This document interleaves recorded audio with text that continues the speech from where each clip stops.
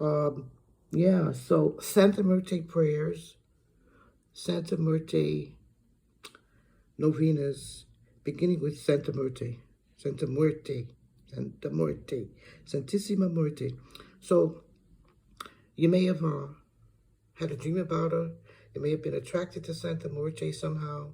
Maybe she appeared to you. Maybe she didn't. Maybe you have an interest. So I want to talk about some of the first things that you want to do. First thing you want to do that I would suggest, and many people would suggest, and it makes sense, that anybody you're working with, that you want to find out about them. So you want to find out about Santa Muerte. What you want to do is you want to get to know her. You want to get that current going, and you want to read about her. You want to go to the different websites, and maybe you want to buy a book and find a book on read about her, and then you get to know her and get to read other people's experiences and see what they've gone through or with Santissima Muerte. Read about the culture. Go back to the Mexican culture. Read about how Mexicans work with Santa Muerte. That's what she's coming out of. She's coming out of Mexico, and she's coming out of also, well, she's not coming out of directly, although some people will say that she's coming out of the Aztecs, death deities, right? And read about that. And the point is that you want to get to know who you're working with. You definitely want to get to know who you're working with before you start. You want to know. You want to get to know what you put on the Santa Muerte altar, and you want to know about images. You want to pick your own image that resonates with you, because you can work with the image until you get your statue. You want to know about the colors, the traditional colors of the black, the red, and the white. Some people have gold. Some people are using rainbow colors. Some people are using the seven powers colors and integrating her into that. But the first thing you want to do, beginning with Santa Muerte, is know about her. Read the culture, read the history. Where did she come from? Where did she appear? Why did she come through the Catholic Church? Is that the way you want to integrate her, through the Catholic way, or do you have some other way in mind? Some people say that you should respect the culture that she comes out of, and some people don't want to work within the Christian culture that she came out of. Now, I would say that's up to you. You work whichever way that you can work with her that feels comfortable to you, but get the basics. Get the basics down. Get to know this deity. Read about her. Get familiar with the current that is Santissima Muerte.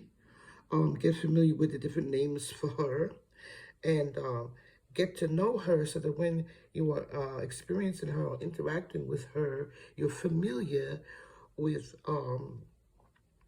how she has operated in the past, right? With other people. And then, of course, you're going to have your own experiences, because she's would have a different relationship with everybody. It depends, right? But you do want to know the basics. You do want to know who she is, where she's from, how did she come about, and what is her iconography. What is her personality, and what is she like. I would say, if you're going to start with her, you want to make sure that you're ready to do that. Some people have fears. If you have any fear of death, if you have any fear of this deity at all, and you don't think you can work with her, and you're tentative and you're not sure, then you just don't. Then you just don't do that, and that's fine. Because once you're entering in now, one of my understandings that I see about Santa Muerte is she is involved with contracts. If you're going to make her an offer on her altar that you have created, then you want to go yourself and find out what her offerings are, and what offerings that she likes. So, this is about effort. But this is basically common stuff. This is about getting to know who you're working with and spending the time, the sacrifice of the time to get to know all these things. Um, Another thing is this is a strong spirit. She's aggressive in the sense that she's very direct. You'll see as you're working with her, there's a directness about her. There's a kind of a Cali energy about her, but of course she doesn't want to be compared. So let's not compare her. But this is not a light deity to just play with, and one day you're working with her and then the next day you're not, and you're giving offerings and then the next day you're not. You keep it consistent, keep the doors open, and keep the energy and the current going in your life, and keep up the communication because she does require time. Santa Muerte is also good for definitely growth. So if you're not ready to grow, and if you're not ready to admit some things that you're doing wrong, this may not be the deity or the spirit, or however you express it, for you, because she is going to come with growth. She's going to give, she gives dreams, she gives messages, and she tells you things that can make you better. And you'd have to be ready. Are you ready to take in and listen to where you're going wrong? Are you ready for that? And then to, work with her to make some corrections so you can be better in your magic and you could be better in your life.